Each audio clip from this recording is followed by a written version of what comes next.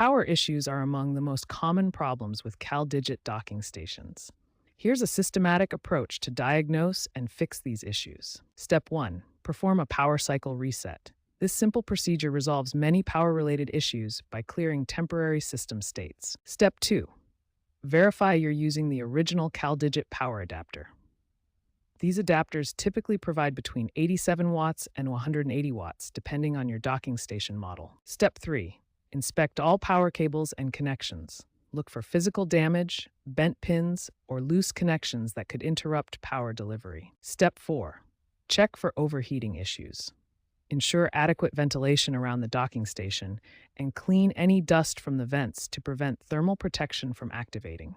If these steps don't resolve the power issue, it may indicate an internal power management failure. In this case, contact CalDigit support for professional repair or replacement options. When USB devices aren't recognized by your CalDigit docking station, the first step is updating to the latest drivers and firmware from CalDigit's official website. Next, test each USB port individually to identify any faulty connections. This systematic approach helps isolate problematic ports from working ones. In Windows Power Settings, disable USB Selective Suspend to prevent power management from interfering with USB connections. This setting can cause devices to disconnect unexpectedly. For display connectivity issues, start by verifying you're using certified Thunderbolt or USB-C cables.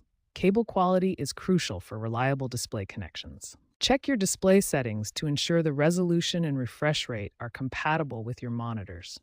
Incompatible settings can cause display failures or flickering. Update your graphics drivers to the latest version through Device Manager.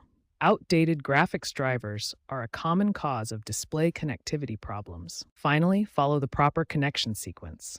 Connect the dock to your computer first, then connect displays and peripherals. This sequence reduces setup issues by approximately 65%.